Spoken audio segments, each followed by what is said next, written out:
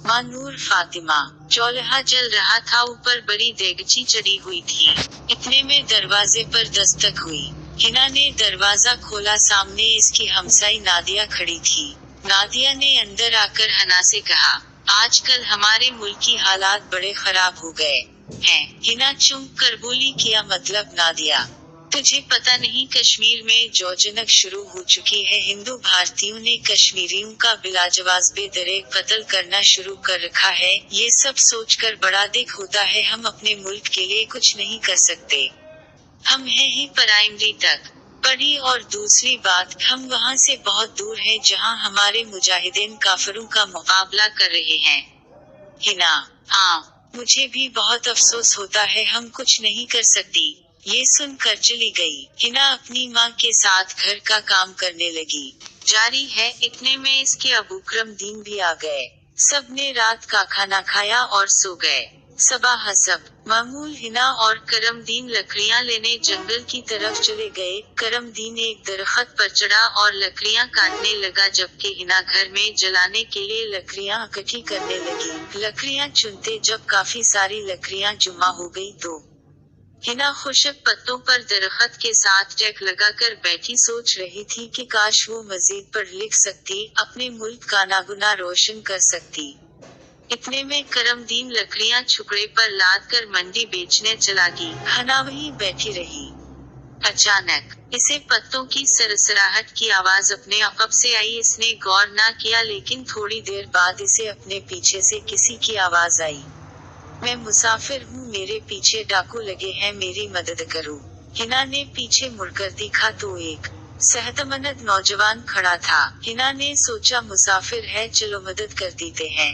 इसे कहा, मेरे पीछे आओ, और वो शख्स इसके पीछे चल दहना इसको घर ले गई। करमदीन घर आ चुका था। हिना ने करमदीन को सूरत-ए-हाल से आगाह कर दिया और इस शख्स को अपने कच्चे मकान का सानवी कमरा दे दिया। करमदीन ने इसका नाम पूछा तो इसने सुल्तान अहमद बताया और कहने लगा, दरअसल मैं लाहौर से आई हूँ। मैं बस से उतर कर एक सड़क से गुजर रहा था तो डाकुओं ने मुझे लौट लिया और मेरे पैसे वगैरह भी ले लिए। अब वो मुझे मारना चाहते थे।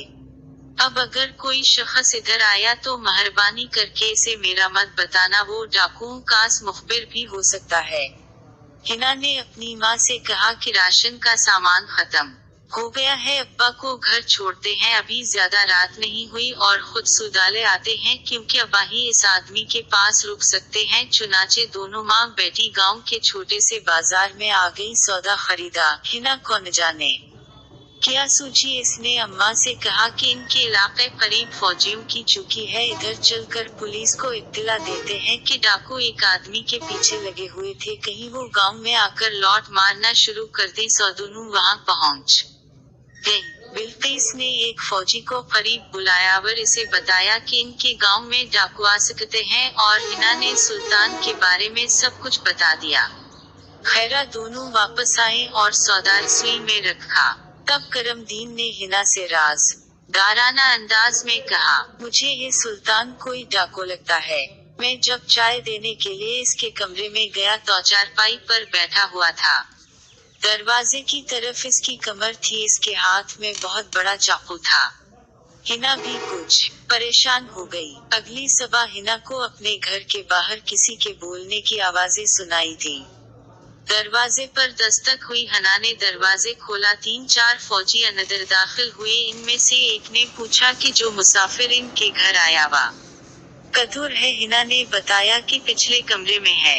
सब वहां पहुंच गए। फौजी ने कमरे में दाखिल होते ही सुल्तान के माथे पर गिन रखते हुए कहा, तुम ज़ेरे हिरासत हो, फरार होने की कोशिश मत करना, और साथ ही सुल्तान के हाथों में हथकड़ियां लगा दी। फौजी करमदीन को भी साथ ले गए। हिना और बिल्किस बहुत परेशान हुई। खैरात के वक्त करमदीन वापस आ गया।